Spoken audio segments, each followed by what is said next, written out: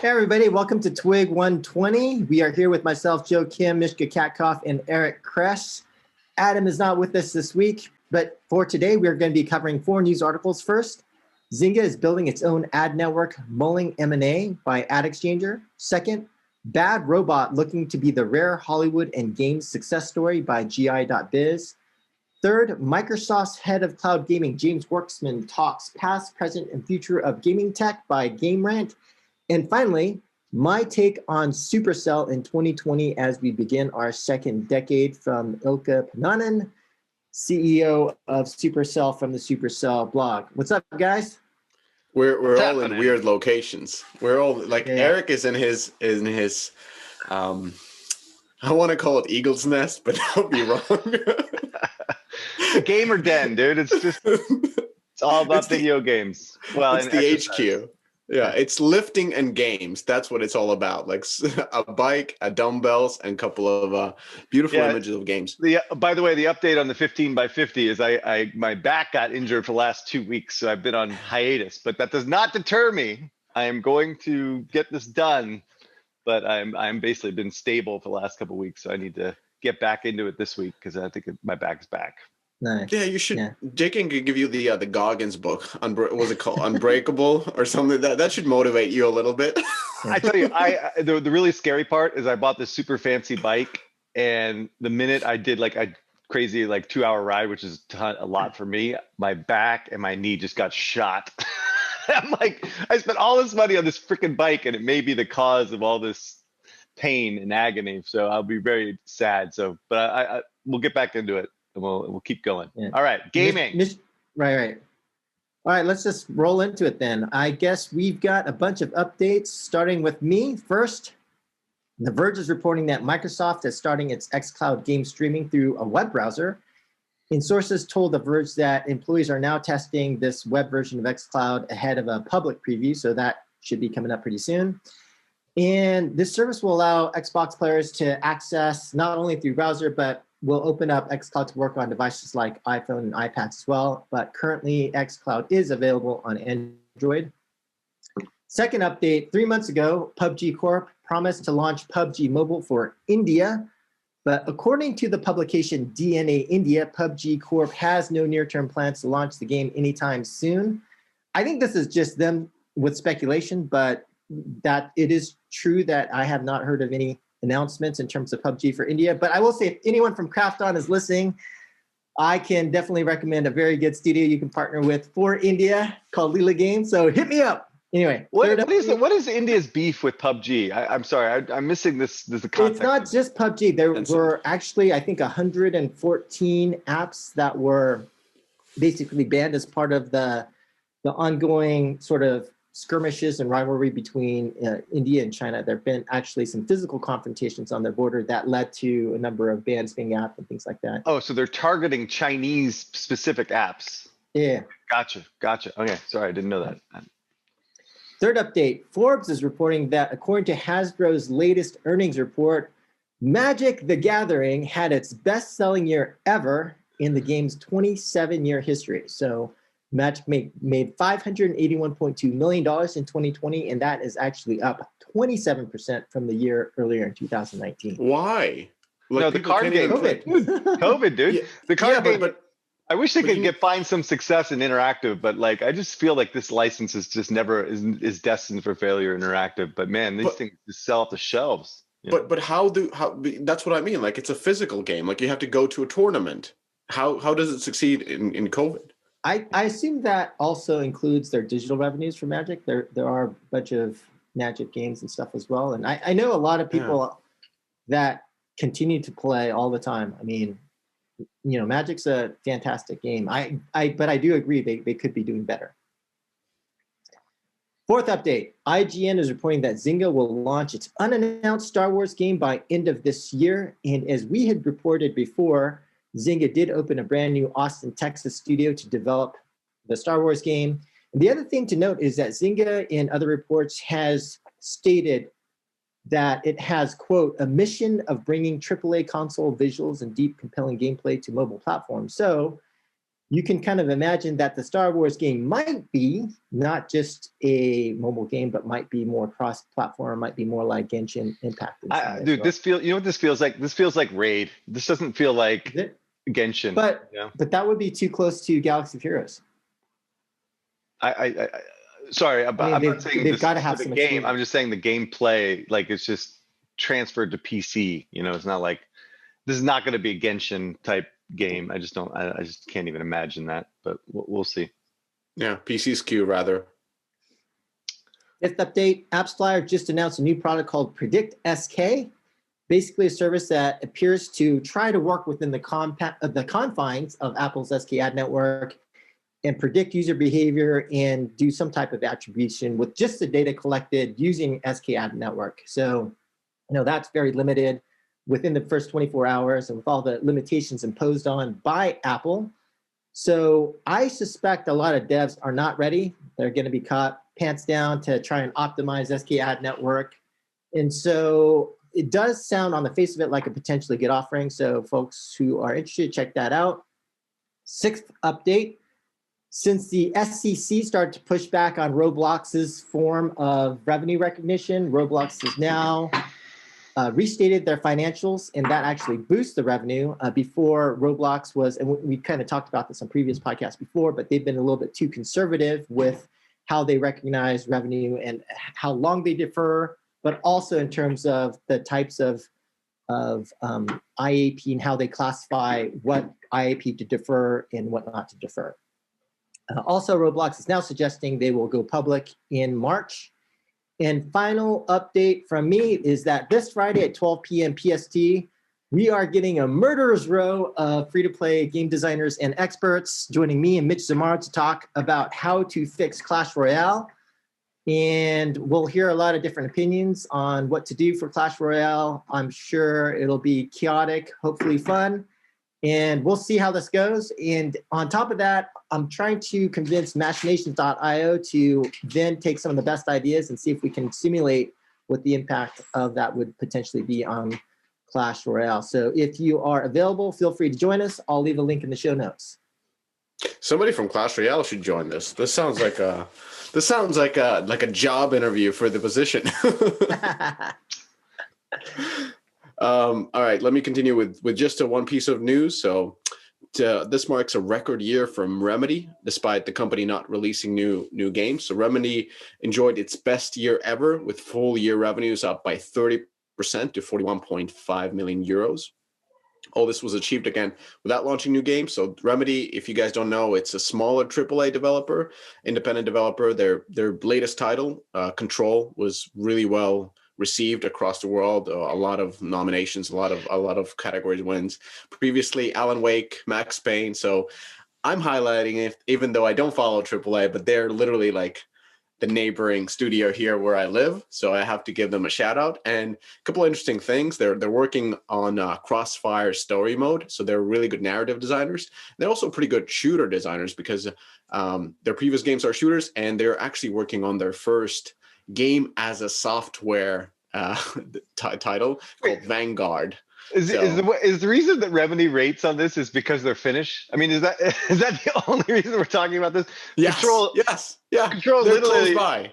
Control game is. Are they friends of yours? Do you like hang out with the families or something? Yeah. But, like these guys are tiny. Now, Control is literally on every platform known to man, and it's actually a great game. So more power to you. But this is not. Maybe this is just PR for getting sold or something. I mean, why are they? I'm taking this PR. They're public, so this is a public company actually. So they're not looking to be sold. Yes, this is a public company in the Finnish stock exchange, actually Helsinki Stock Exchange, which is Finnish stock exchange. And yes, this might be PR, and I'm biting on it because they're good guys. And shout out to Remedy for making great games. Oh my God, you're so biased. Okay. What's next? Let's talk about Tencent. Okay, so I'm stealing this from Adam, who couldn't be here today, but he did the work, so I'll give him credit. I guess there was an announcement, something around Tencent and Respawn getting Apex Legends out on mobile. And basically, Daniel, I actually met Daniel, didn't I? Didn't we talk to Daniel on the podcast? Anyway, whatever. Daniel, Ahmad is kind of the PM, or he's kind of in charge of this, and he's an intense dude. And he's basically kind of helping along the development, which is basically being run by Tencent. They're looking at a Q3 release, I think. I don't even know if they're going to do beta, which doesn't make a lot of sense. But anyway, but the rumor is that the specs are going to be pretty insane, iPhone 8 or above. Basically, this is a real focus on tier 1 markets, and certainly not going after something like Garena, which can be played in lots more devices. But my issue here, though, is I don't know how this game is really going to translate to mobile very well, because it's so Twitch and it's first person. But I have no doubt that the Teamy guys are going to know what they're doing, and maybe they modify the game design to make it more compelling on mobile. But we'll see. We'll see if they can execute against it and see how well they can do. But it's a great development team. Daniel is super intense and hardcore, and I think he gets it. So we'll see if they can build an economy and build a successful game and extend the success of Apex outside of PC onto mobile. What do you guys think about this one, actually? So Daniel is actually the analyst from Nico Partners. That's who you were thinking about. And yes, you've been on a podcast with him talking about the China. Oh, no. Okay, sorry. So I was getting confused. I meant the PM from EA. Oh, Giovanni Ducati. Yes, Giovanni Ducati, the fucking coolest name ever, right? Giovanni Ducati. I mean, dude. I think I even actually did this on the podcast before, dude. That guy just must get laid just because of his name. Anyway, but he's married and he has 2 kids. Let's relax on that. Relevant. Anyway, he's a really good guy. He's super intense, and like he's on point on this. And anyway, got it. That's what it was. Okay, yeah. Shout out to Giovanni. Yes, Giovanni. And this is actually interesting because EA is working on another shooter game. They bought the Industrial Toys in Pasadena. The maker of Halo, Alex Seropian, his studio, and there's different kind of rumors of what kind of game they're making. But that's who's making Battlefield. That makes sense. Oh my god, I totally didn't even know that. I actually just went through all of EA's acquisition. I saw Industrial Toys, and I know them from Kabam because they were working on a game for publishing, I think, for a while. But anyway, or we were looking at them for a publishing deal. Anyway, yeah, that makes sense. They're probably working on Battlefield. Unconfirmed. Look, man, this is what we do. Right?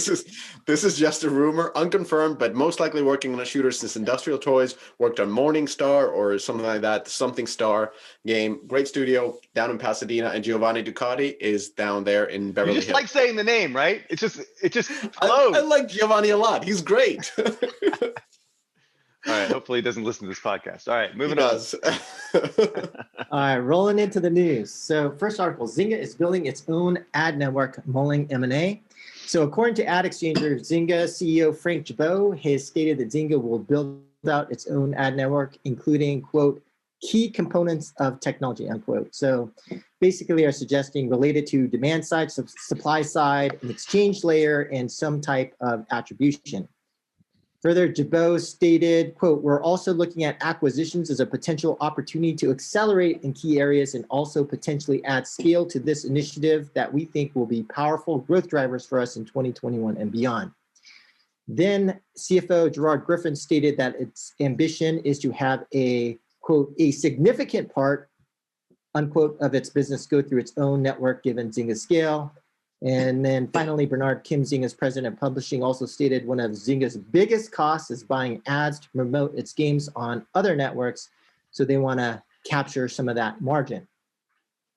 So my take on this is that with M&A drying up, Zynga, on the studio side, Zynga now is looking to basically follow AppLovin's path and become more vertically integrated.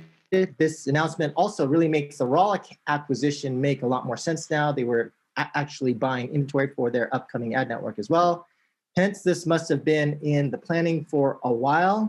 Now, the problem with this model, and just to be clear, I don't like it. And we've stated on multiple occasions in the past is that this type of, this type of business model is extremely fraught with conflict of interest, what Tim Sweeney calls a customer adversarial relationship.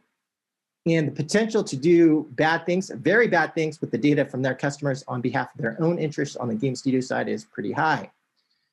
So anyway, for many of you who have listened or read some of my material via newsletters, I've been warning about this for a while, and I've been foreshadowing these kinds of activities in what I call the data wars of 2021. This is the start, guys. There's going to be other things that big companies and small companies are working on right now to basically steal your data. And it's not good.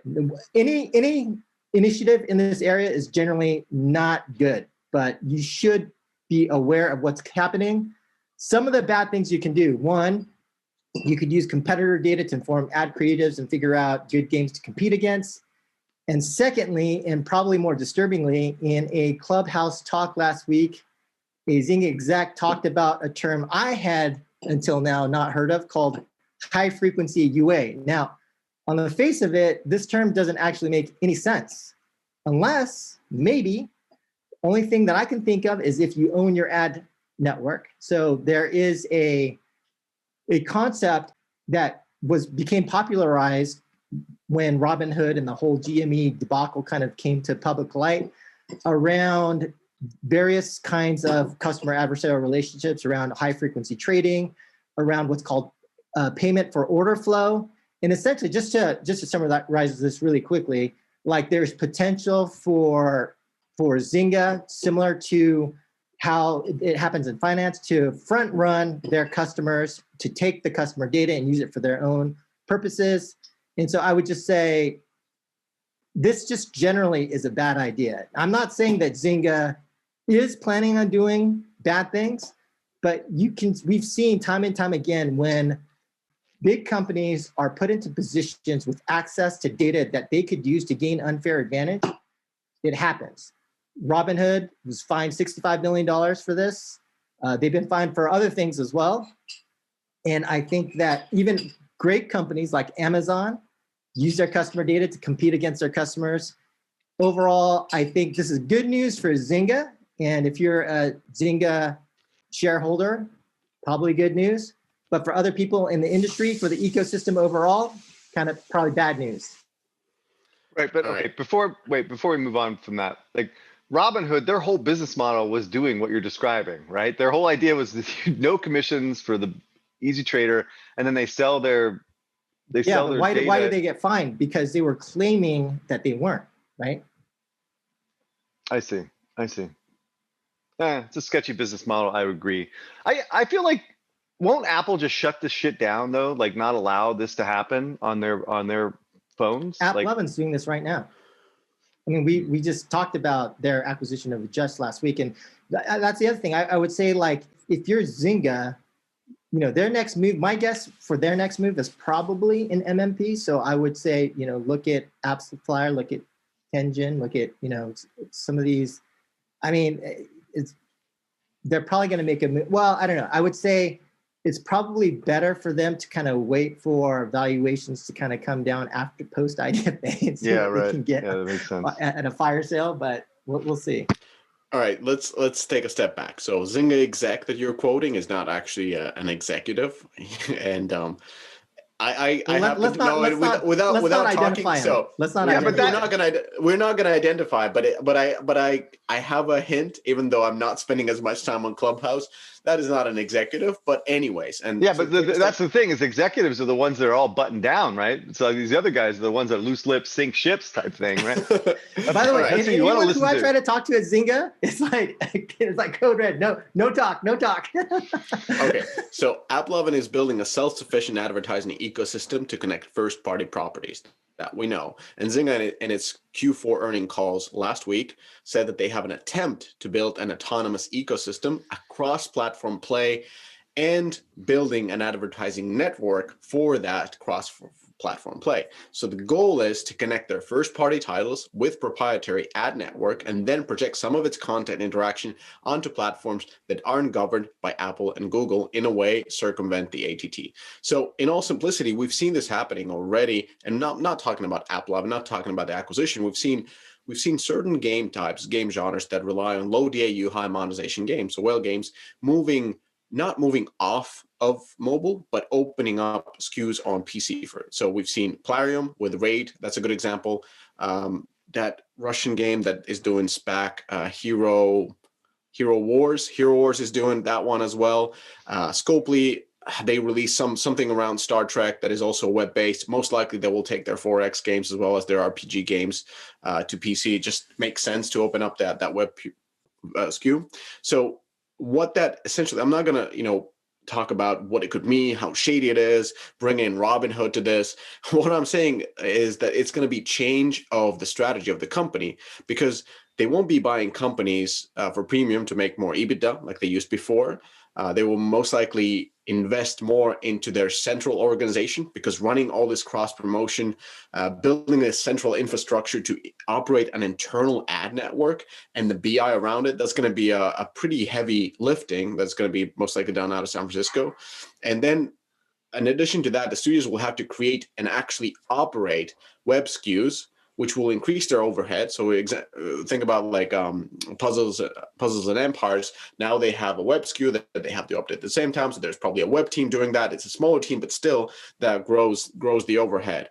And I think overall, this is all part of Eric Suford's thesis of establishing content fortresses. I have a lot of questions around this. I can't answer them, but luckily Eric is jumping on a podcast tomorrow. So we're going to dive deeper into this and what this means. Yeah, I'd actually be really interested to see what Eric Seifert says about all this stuff. But, come on, dude. Yeah. With your conspiracy theories.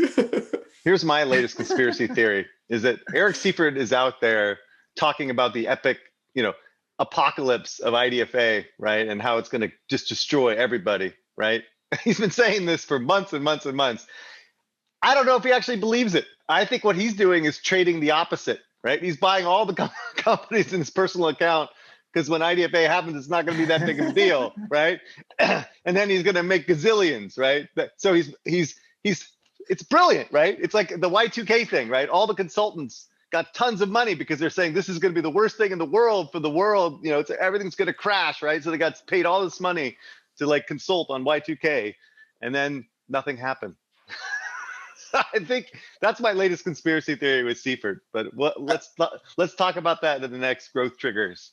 Ask him, maybe this isn't that big of a deal. And tell me, what stocks are you owning right now? Do you own Zynga? Do you own anyway? He most likely does. But right.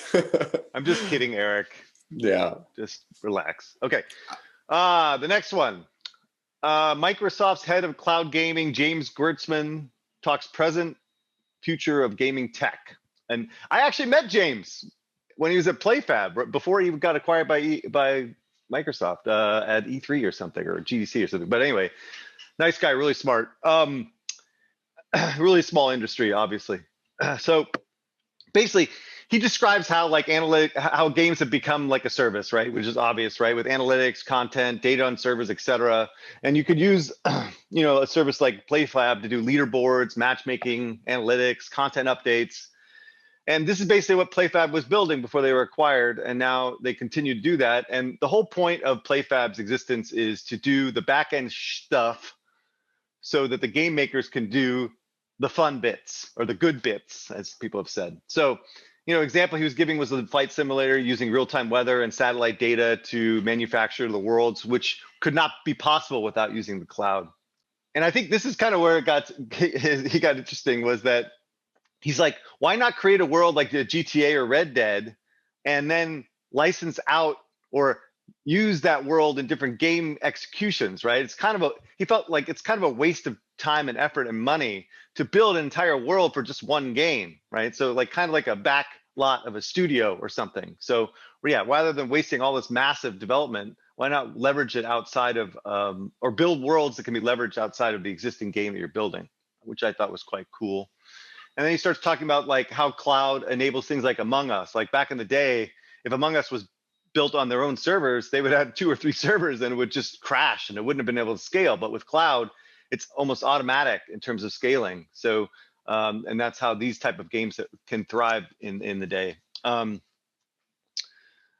So again, the last thing he kind of talks about is that games, the cloud offers the ability to have the hardware in the cloud, which can enable, cloud streaming anywhere in the planet, and it also could enable lots of players to get involved within a game. It's kind of like the potential of what the cloud is, right?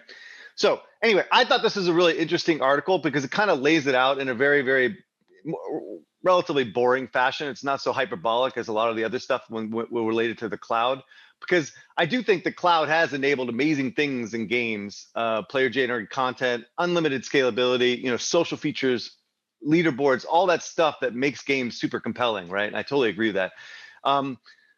But the thing is that the distinction I want to make is the cloud distribution versus cloud technologies, right? So all these features are enabled for playing on your PC and console, right? It's just the cloud has not been a real great means of actually distributing content in a new way. That's why, like Stadia and Amazon's nonsense, whatever, doesn't make any sense, right? Gaming hardware in the cloud doesn't create that much of advantage because all of the technology in the back end is being able to be accessed through PCs and consoles in a much more efficient and effective way, right? And so I just want, this is the distinction I always want to make when I read these articles. It's like, until you actually build an experience that can only be delivered in the cloud, will cloud streaming technologies make sense for the audience, right? Because I think the console and the PC is always going to be a preferable device for that, unless there's an experience that can't be done. And I just don't know if that experience exists at this stage. And certainly now that Stadia is done and those guys aren't developing anything, they shut that down. Who is actually making games that leverage this cloud distribution, right? Maybe Microsoft, I don't know. But anyway, I just want to basically make that distinction. Cloud technologies enable the coolest stuff in video games, like World of Warcraft, of course, all the social features and everything. But those technologies exist to serve both PC and console. That doesn't mean that they have to be distributed from the cloud using something like Stadia or Amazon's thing. So anyway, that is I just wanted to make that article, and I'm really happy for his success. I mean, I think the company was pretty well positioned at the time. And he could have held out a little bit longer, made some more money, right? Given where we're at right now. But anyway, that's all I got. Yeah, Nothing just a quick clarification. Stadia, I mean, they just announced 100 more games. So I think, I'm not saying I'm a fan of Stadia, but I think that they're not done yet, right? No. My point has always been my point for the last 2 years is that if they don't build their own content that is unique to Stadia, game over, right? There's no reason to go to Stadia. Like console, Microsoft and Sony will always be a preferable console, a platform to play. So, and without that, this thing is going to become, they're just going to white label it. Again, I'm not debating. I'm just saying that let's not say they're done just yet. But I will say it. We see the trends. Yeah, they're done. They're done. All right, let's talk about something even more aspirational. So this was an article in Games Industry Biz, and the article title is Bad Robot is looking to be the rare Hollywood and games success story. So when Hollywood tries to get into the games, it often doesn't end well. And JK is living and walking proof of that. No, I'm just kidding. This is an interesting article. It had a veteran developer and a Turtle Rock Studios founder, Mike Booth, about him taking a lead of Bad Robot Game Studios. And according to Mike, the fundamental problem is that making movies and making games is similar. Now, he might be referring to AAA games, and that might be true. So he says filmmakers are folks who are very good about structuring and pacing of the story, how things flow, the character reveals, and that sort of things. And you just don't have that level of control in a video game generally. The thing that attracts people to game is the feeling of agency and that it's them making decisions and moving things forward. So currently Booth and his team are working on original intellectual property for Bad Robot, a full AAA title on a PC and consoles with a possible move into mobile as well. Anyway, so my take on this is this. So Bad Robot is J.J. Abrams' production company. They have franchises like Mission Impossible, Star Wars, Star Trek. And the first game that their internal studio will be building as a AAA game with an original IP that is then turned into an entertainment franchise that possibly will have movies and TV shows. Now, of course, extremely aspirational, and that it should be from a such a fantastic production company as Bad Robot. At the same time, I don't know anything that could be more difficult, because you have to first build a really good studio to make a AAA game, a big studio. Then you have to actually make a great game, then turn that game into a fantastic movie or a show. And at the same time, you're targeting probably smaller audience and a more critical audience, because you're going after AAA players. You're also facing long development times, very, very long development times, especially because this is your first AAA title from that studio. So you probably have to build all the tools and all the engines for making actually the type of games you'll be making. And the development costs are incredibly high for a AAA game. I'm not saying they can't do it. Of course not. Mike Booth seems to be the man for the job. Personally, I'm a risk-averse person, so I would have probably taken a little bit more incremental approach, maybe co-develop a game or two, definitely use an existing IP to drive your work. It helps with the setting, helps with a theme, helps with marketing.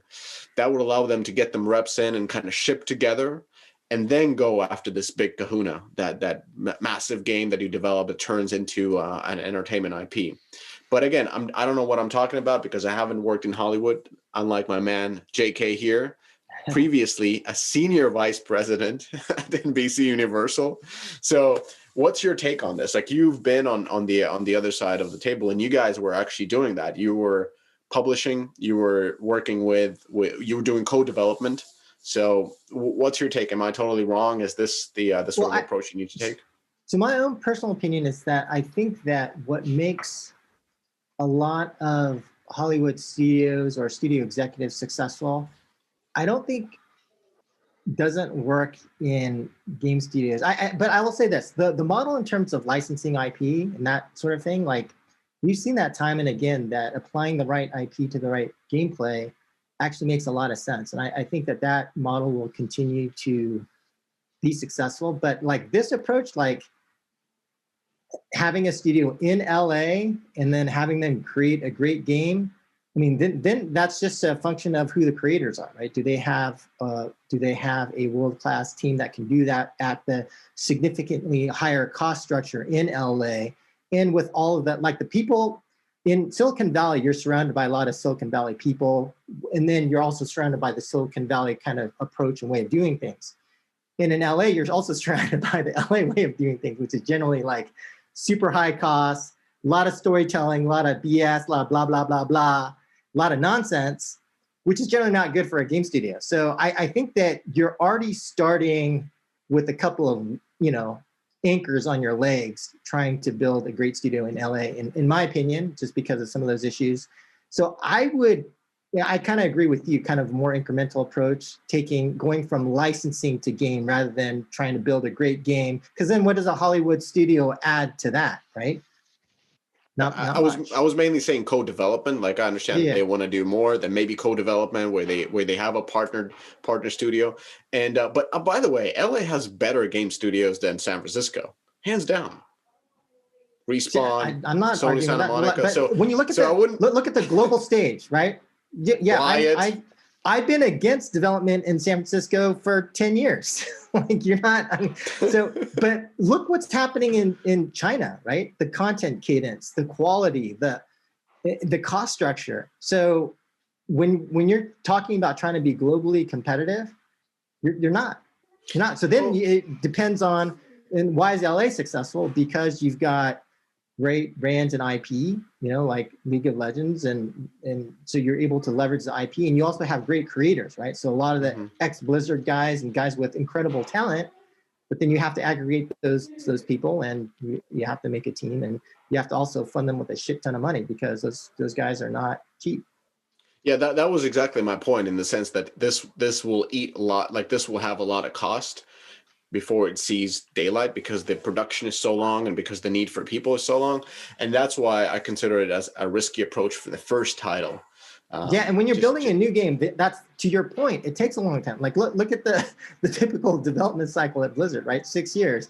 is Bad Robot gonna invest for 6 years? And here's the thing: if you know, like, how will they know that they're investing in the right people for 6 years? Like, it's one thing if you're Blizzard and you've got all these rock star, you know, amazing talent, and you know these guys are the right people and they'll eventually get it right, versus you're a Hollywood exec, you've hired some people with some titles, with some high titles. Are they actually the right team that you could be investing in 6 years for nothing, right? So yeah, it's just being on the red. No matter what you're doing, being on the red for years on end. And if the entertainment business is tanking, like because of the COVID, they can't get into production, they can't actually, you know, create more movies. Then what do you cut? You cut something that is most uncertain, that will have more and more costs. No, it's that that is it right there. You just nailed it in the head. Is that right now they're chasing the rainbows, right? They're chasing the dragon. You know, video games are hot, and traditional movies and television are getting a little bit hurt right now. But when the tides turn and people are back going to movie theaters, maybe if they ever do, and the amount of money that you spend to build a AAA game, you know, is like $20 or $30 million a year, right? Are they going to use that, keep putting money into that, or are they going to actually divert it to making the next, you know, Alias or Lost or Fringe or whatever else they do? I mean, these Bad Robot guys are prolific, man. Like I was looking at the things that they do, like Alias, Lost, Fringe, Person of Interest, Castle Rock, Westworld, Lovecraft Country, which I really did enjoy. That was pretty disturbing. And then Super 8, Star Wars. I mean, these guys are crazy good at what they do. And so I think it's going to be a bit of a challenge for them to transition to building game development. And we've talked about this before on the podcast, is that there's just this huge disconnect between, and what was mistaken in this article is that making games is different from making movies and television. The skill sets are completely the opposite, right? In terms of 2-hour experience that you can craft and build a great story and whatever, versus a 30 or 40-hour experience, right? Where that is not possible, right? To build that kind of story arc, et cetera, or much more challenging and much more costly. So anyway, so I think, you know, this is riddled with those kind of issues that have been plaguing this industry forever. And that's why most media companies have failed miserably, including Disney, MGM, I don't know, even Warner originally, but I think they're doing quite well now, as I've said before. And Lucas, obviously, as I said many times in the podcast, is probably the worst example of that. So anyway, I'm always worried about these hardcore game developers talking about cross media. Whenever that word comes out in any type of press release, I get worried, right? Because I know he doesn't believe that, right? This guy, from what I'm reading between the lines, I don't know this guy. I know he built Left 4 Dead, which is an absolutely amazing game. He spent some time on Counter-Strike. He worked at Blizzard. And the last 4 years, I think he's been at Facebook doing VR, which I'm sure was a disaster and nightmarish in that capacity. What I think is that this guy wants to make freaking games. Like, that's what he wants. He wants to make games. And so he is taking this opportunity, jumping in and hoping for the best to build a great team, to build a great AAA product. And I think he seems to be potentially capable. I don't know if he's going to be able to navigate, you know, the cost and the politics of doing this within a very, very successful media company. So that's kind of my take on it. So I don't know him. I've never even heard about him, like, even indirectly. So I don't know how good he is or whatever. So, but it just, yeah, if he really wants to make a game, he should go to Asia. He should, you know, look for this. Come on. Krafton or Tencent. Come on. He's old, like me. Come on. Like, I can't go anywhere, right? Firecraft. I can't just jump up and go to Asia and create a team out there. Oh my God. I got kids. It's not that easy. It's not that easy. You make China sound like it's not that easy. Anyway, let's talk about the last article of the day. So, my take, and this is not my take, but the article is my take on Supercell in 2020 as we begin our second decade. So this is a yearly post from Supercell CEO Ilkka Paananen, and it's generally very well received because it's very down to earth and has straightforward messaging. So there are a few highlights that he raises up in his post. He talks about their monthly active players increased year on year and being highest ever. Total installs across all 5 games crossing 5 billion. Brawl Stars is the 5th game that hit 1 billion in total gross sales. And investee companies are putting out better and better games. This is from the article.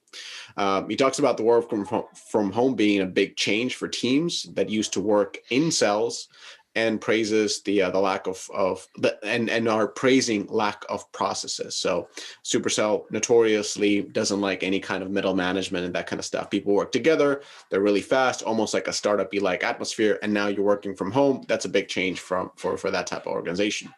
He talks about updates, specifically game updates. So this is very interesting. Like Ilka is raising game updates in his post. Talks about the Brawl Stars updates. He talks about the Clash of Clans updates. Heyday Pop, he talks about Heyday and even Boom Beach doing some kind of a Earth Day stuff. And then he calls out Clash Royale quite specifically, that they did a big update that kind of landed flat. That was the Clan War stuff. Didn't really work out, didn't move the needle. So they're really looking hard at that game. That was just, a clear call out. He talks about Heyday Pop, saying that unfortunately it didn't find large enough audience.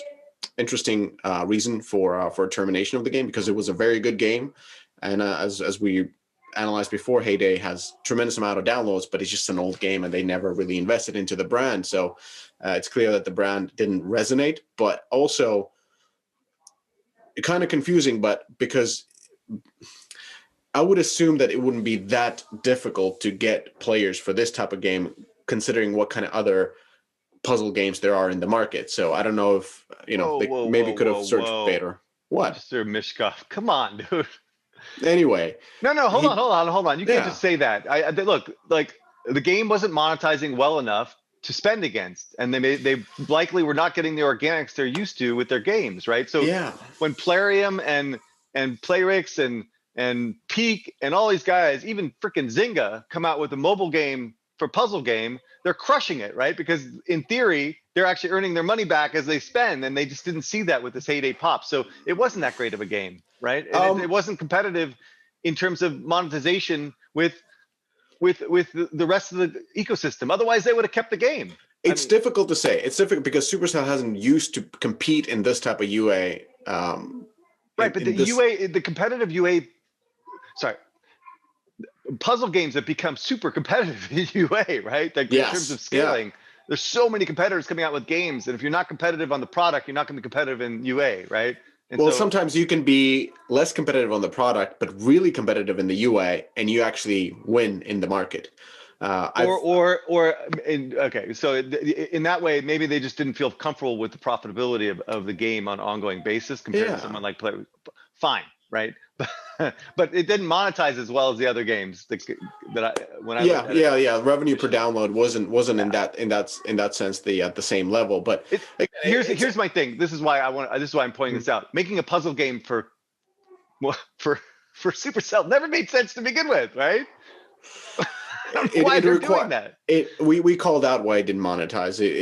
Those type of games, even though they're somewhat easy to make as a vertical slice, they're extremely difficult to run. They require insane content cadence. Right, and that's not their wheelhouse either, right?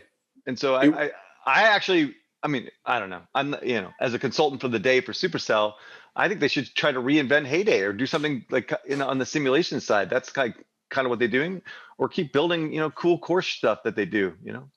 I don't know why they're messing with puzzle. Next, are they going to do casino? Like, try to build a casino game and try to scale that with like a gajillion other people that are building casino games. I mean, they can't be competitive in that. It makes no sense. Well, anyway, they don't operate like that. It's a team that wants to build it, and if the team felt that they could build a really cool puzzle game, I question why they greenlight this. This is what I'm saying. I'm because there's no greenlight process, and I like. Well, make one.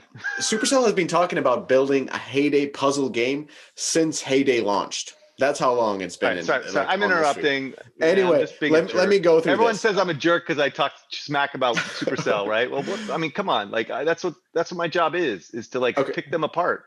So let me pick this apart, and you can do it. So Ilko talks about that they have more betas launched and beta games coming out this year, and potentially more than they had in a very long time. And he talks also a lot about their different programs, the Supercell Creator, Supercell Make. Basically, what they're doing is they're connecting with their audience and having take part in the content creation. I think it's a powerful way to own sort of the most devoted players. But according to a CEO, let me take a step back. Like, this blog post wasn't probably my personal favorite. It was it kind of lacked the punch. But Ilka did actually a few interviews with the local newspaper here, and he was answering these questions in a totally different way, and actually answering some of the difficult questions of like, how are you competing against the Chinese companies that are just killing you with the content? What are you going to do? What is happening with the culture that is so small team driven, whereas in the live games you have to operate totally different? And then he had very straightforward answers like, hey, we are not keeping anything sacred. We're looking at things different ways.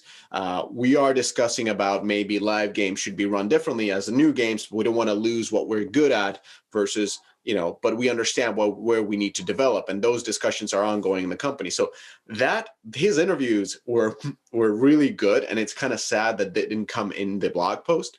But anyways, even these programs, the Supercell Create, Supercell Make, they're all ways to kind of get user-generated content into their game. And he was raising a lot of things like how many maps they've created and so forth, because they are battling the one key thing. And that is, as we mentioned multiple times, it's how can they stay competitive when the game launches, how they can produce enough good updates to sustain and grow their games and not being trampled as they've been in certain markets that are really content heavy. So also what's happening in Finland is you have to release your official numbers. Every company has to do that, whether you're public or not. So Supercell released numbers, and they're actually quite close to Sensor Tower numbers that we were reporting previously. So for 2020, they made 1.3 billion euros. I don't have dollars here. Anyway, 1.3, and that was down for nearly 1.5 in 2019. Their EBITDA went down as well, but they kept the profitability margin of 31%. And the interesting part was EBITDA going down. Like that was a little bit surprising because they didn't launch any new games. Heyday Pop didn't launch globally. And Ilka was saying in his interviews that the decrease of EBITDA is because of accounting principles or some kind of accounting element, as well as their increased marketing investments as they're building player communities and investing into esports and stuff like that, the PSG tournaments and so forth. But it's still kind of worrying that the EBITDA went down when they didn't launch new games, they didn't scale, and in a market that was growing. Anyways, what else? So he talks about he talks about the he naturally turns it around in a very positive way, that they have only 340 people, and that 340 people are responsible for over $1 billion in revenues. And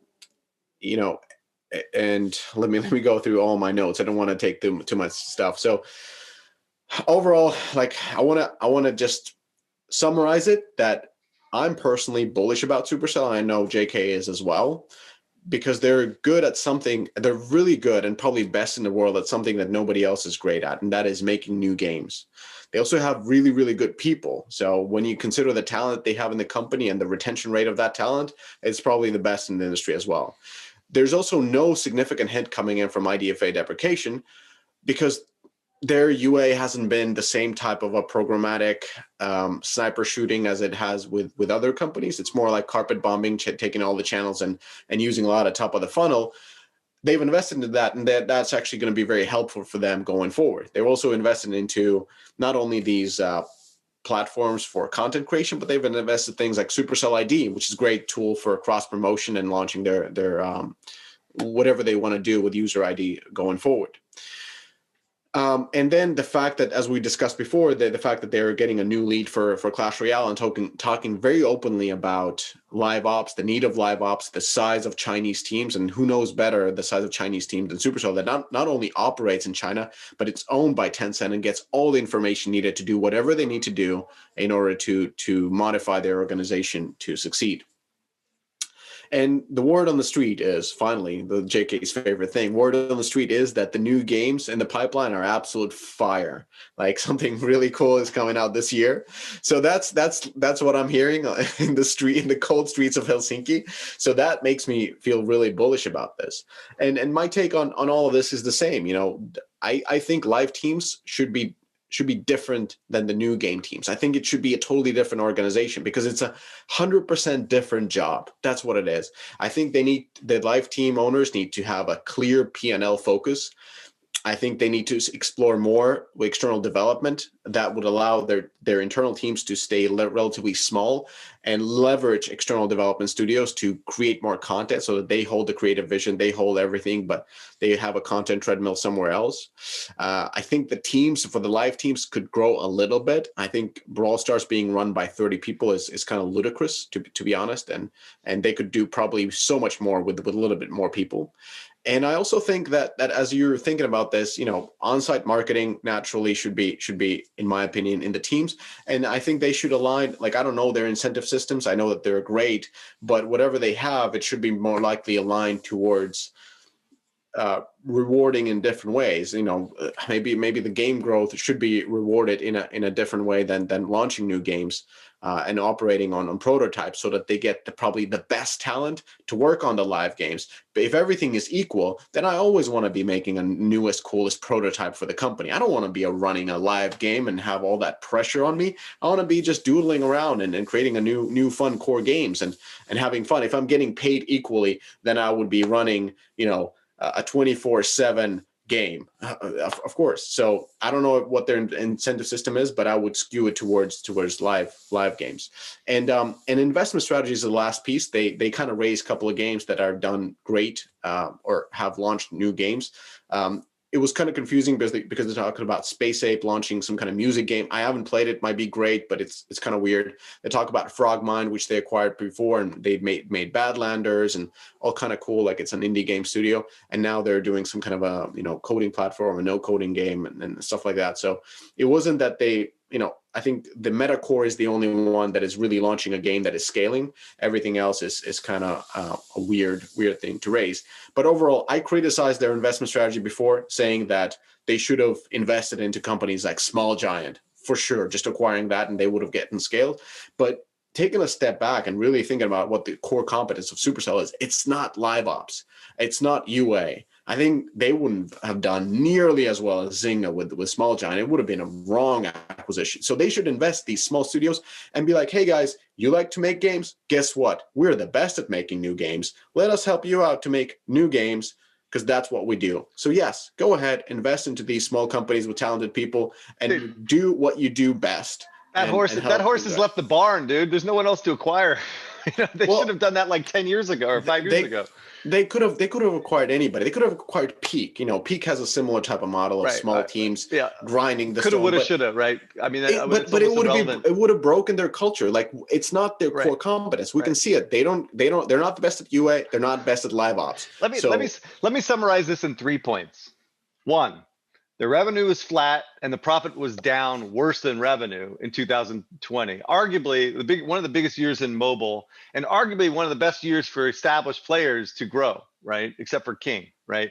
So anyway, so they failed, right? Growing in a huge market, right? 2, they still are absolutely massive profit powerhouse. 31% margins on revenue is amazing, right? That's industry crushing, right?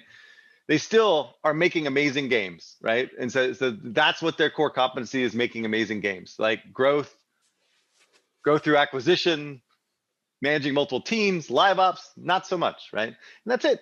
That is what they are, right? And so what I would continue to say is that I feel it's very risky using their operating strategy across the industry, right? I think using other companies trying to emulate that could be a huge mistake, right? Because only they can do that, because they have that talent, they have that capability, and they have the IP. And so the other thing that you missed, I think you missed in terms of their potential strengths going forward, is that IDFA doesn't really impact these guys. They're not like UA arbitrage guys. They just leverage their brands, and they leverage cross promotion. They leverage, their IPs, and that could actually be a huge boon for them in terms of their next releases, because they will get an audience almost immediately, and maybe that will help them. But I think they should continue to do what they're going to do. But growing is going to be a challenge with their current strategy. That is what it is. So there. Yeah, grow by launching new games. That's their strategy, and that should be it. If that's their core competence. But don't make puzzle games. Just don't. It was weird. I mean, I guess if you want to leverage that IP, but puzzle game. No, it's a great audience fit, like puzzle and simulation and No, like no, it is not. It No, is. that It come is. on, dude. it is. No, It that is not It true. is. Dude, every Brawl Stars, Clash Royale, Clash of Clans all make sense, right? It's the same audience, right? But puzzle is a different thing. It's a totally different audience. It's like 55-year-old ladies, dude. For Heyday, but Heyday is played by Heyday, 55-year-old Yetis. Yeah, but ladies. Heyday is not a big game. That's not their. That game has been around forever, dude. They have like, how many people actually play that game on a regular basis nowadays? You know, like no. I would They didn't- assume there was over no 5 million DAU. there was no 5 million. It's nothing. So they had no audience to leverage in puzzle. I'd be happy with 1 million DAU. I'd be Yeah, but we're talking about a Very different happy. scale. We're talking about a different scale. I know. Anyway, I mean, I look, I'm looking forward to seeing what they do. Like I every time they come out with games, Yeah. it's mind blowing, right? Yeah, I just have to say that the interview of Ilka was good. It was good. I think, yeah, I don't know. I mean, maybe you guys read the blog post. What was your take on it? I skimmed it. As a Supercell fan, I felt it was kind of flat, not a whole lot of insights or anything. But I think everything that we talked about is roughly right. They are who they are. Eventually, they'll launch other hit games, and that'll be great. They're not really a growth story. They've got a certain size based upon their operating model, which makes sense for them. That's great. And Yeah. By the I mean, way, the fact that they don't have any games in beta right now, and they usually take like years in beta, I mean, doesn't that kind of indicate that they don't have any games coming out this year? Their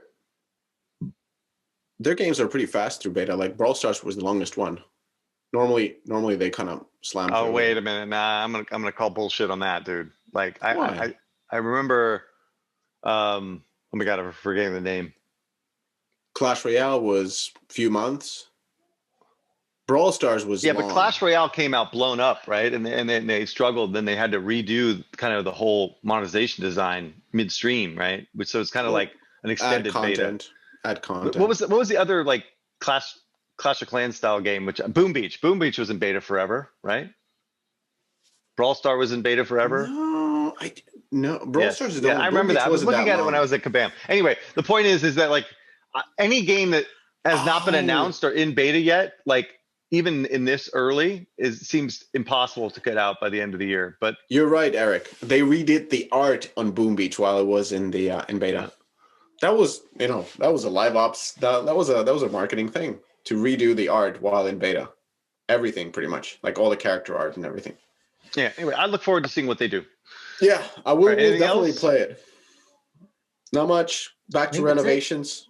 Dude, are you're not in a cabin. You're in like some kind of like that's the attic of your new house? Attic or something, right? This is my daughter's top floor. Like she has a 2-floor room. So I'm in a kid's room. I really like the fucking thing where JK just wants to start a YouTube show at the moment when I'm moving to a new house and I don't have my study done, anything. Like we have one floor fully in renovation. I barely have a spot to take a calls on. He's like, dude, let's do YouTube. So I'll try to be at the office next time. I just came in for my girls' gymnastics practice. So.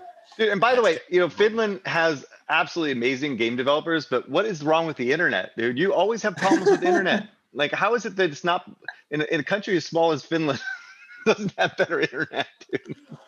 I don't know. It's my or are you just cheap and you buy like ISDN Starlink's coming. All right, yeah, guys. I think you got it, Derek. All right, have a good week, guys. Have a good week. Stay out of trouble. Catch y'all later. Bye.